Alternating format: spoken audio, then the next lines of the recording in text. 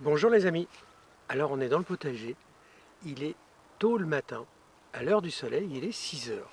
J'aime bien venir dans le potager, bon ce matin, petit bémol, grand bémol d'ailleurs, on a une odeur d'incendie, de feu, on a de la fumée qui est omniprésente un peu partout. Bon, ben voilà, ça fait partie de la canicule, ça fait partie de la région dans laquelle on vit, dans la France. Aujourd'hui, on a beaucoup de soucis avec cette canicule et beaucoup de problèmes. Bon, on a une grande pensée bien évidemment à tous ceux qui sont dans l'embarras des incendies. Donc aujourd'hui, ce qu'on va parler, puisque je reçois beaucoup de messages des gens qui nous demandent comment on fait pour avoir un jardin aussi vert, comment on fait pour survivre dans cette canicule avec. Bon, l'eau, c'est la source de toute vie dans un potager. Eh bien, nous, on a la chance, on a fait nos choix. On habite à Penenster, en breton. Pen, c'est le bout, donc c'est la tête. Et Nanster, c'est la rivière. Donc on est au début d'une rivière. On a fait le choix aussi d'avoir une maison, une propriété qui a un puits. Donc on a l'eau de source. Pour l'instant, elle a du mal à nous donner toute l'eau qu'on aurait peut-être besoin, mais on s'en contente. Le fond du puits fait à peu près 11 mètres, on est presque arrivé au fond. Bon, on fait avec pour l'instant, on ne décroche pas, on arrive à avoir nos 300-350 litres d'eau pour notre potager de 750 mètres carrés. 350 litres d'eau par jour. Bon, bien l'eau, l'arrosage d'un potager, c'est relativement simple. Soit il y a une année pluvieuse, on n'a pas besoin d'arroser, soit on a des petites averses de temps en temps et puis ça contribue à l'arrosage, soit malheureusement cette année c'est une année où il n'y a que de la canicule. Donc on ne peut plus compter sur les eaux de pluie, on ne peut pas compter sur les récupérateurs, à moins d'avoir fait une fosse énorme ou une mare énorme.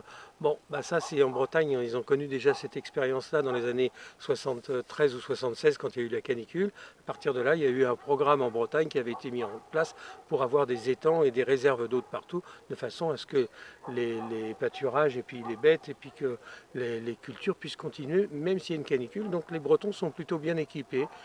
Ça va pour l'instant, tout le monde arrive à s'en sortir.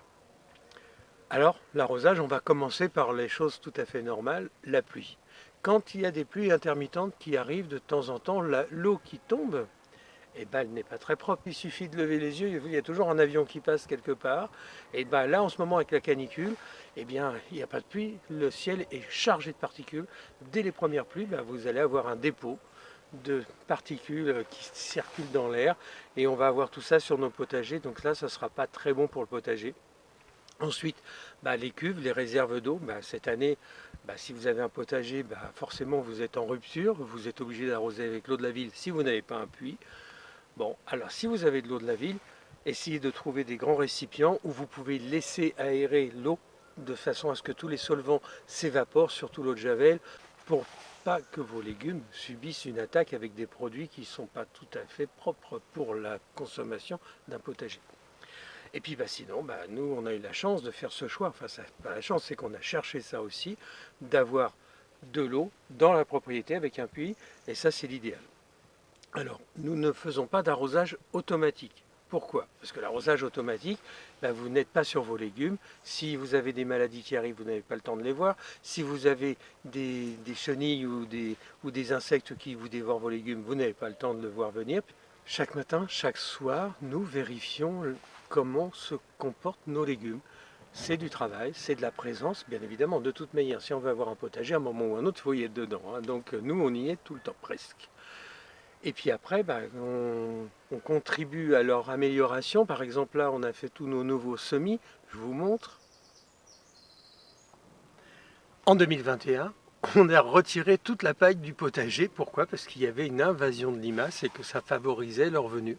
Donc on avait retiré la paille et on avait laissé le terrain le plus nu possible de façon à éviter qu'il y ait des rampants qui puissent passer. Cette année, on paille, mais on paille juste ce qu'il faut. Par exemple, ici derrière moi, vous avez le fenouil. Là, j'ai planté mes choux d'hiver. Bien évidemment, c'est la bonne période. Eh bien, j'ai dû les pailler. Il fait tellement chaud dans la journée que le soir, les légumes, les feuilles elles commencent à se rabaisser, que ce soit les courgettes, que ce soit les petits marrons, les petits ronds, les salades. Tout le monde fait un peu la tête le soir. Quand est-ce qu'on arrose? Le matin ou le soir? Alors il y a deux écoles. Et moi, dans tous les cas, je n'arrose que le soir. Pourquoi? Parce que ça donne aux légumes le temps de profiter pleinement de l'eau. ils passent toute la nuit au frais.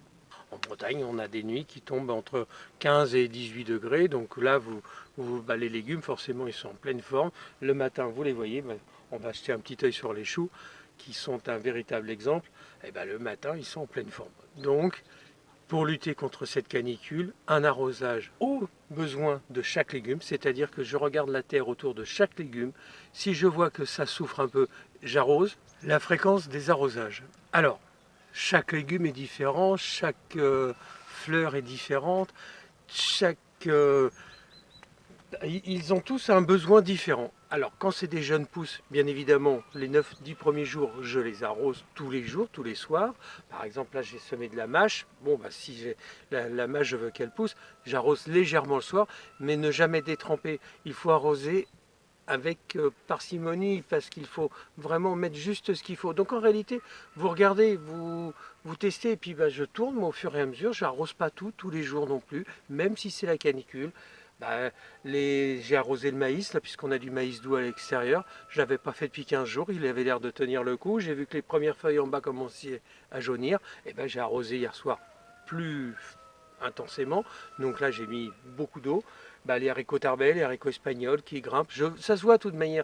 Vous avez les feuilles, regardez, les canailles sont magnifiques. Et puis si vous avez comme ça des premières feuilles qui sont en bas, qui commencent, c'est que ça souffre. Si ça souffre, là, il faudra qu'on arrose un peu les canards parce qu'ils vont avoir besoin d'eau. Et c'est à l'œil que ça se passe. Et puis après, c'est selon les besoins.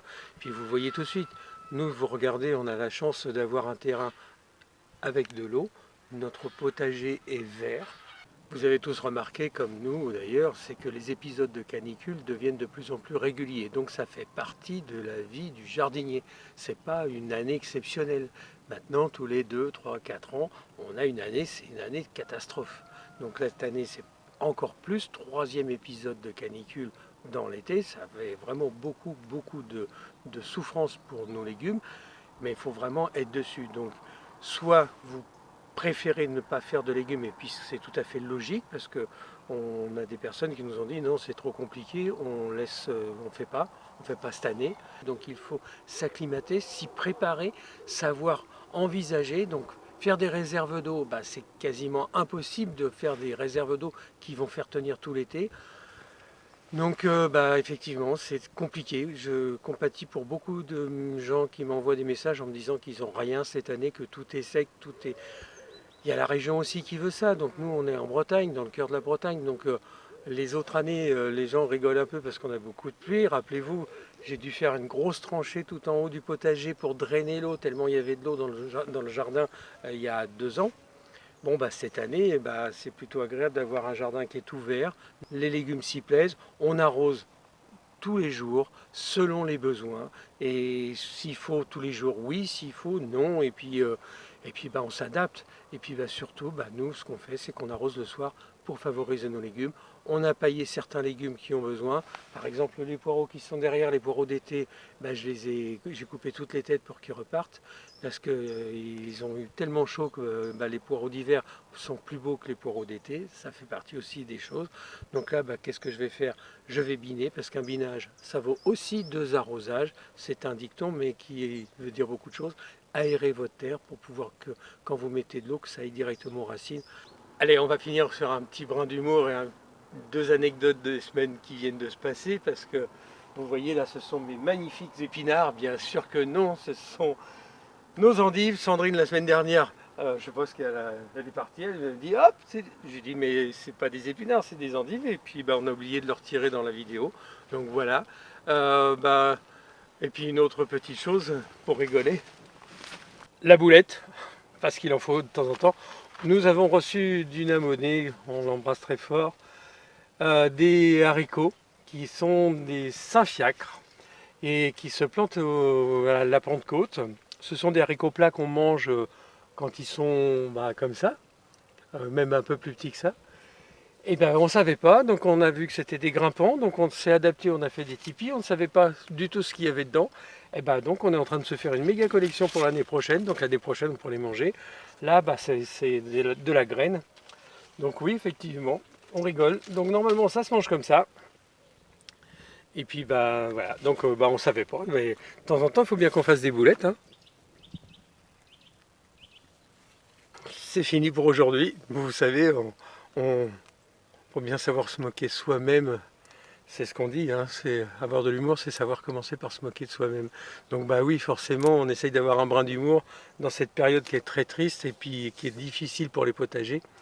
Je vous embrasse très fort, je vous souhaite un bon vendredi. Et on va retourner au frais, puis on va aller prendre notre petit déjeuner parce qu'il est tôt. À bientôt.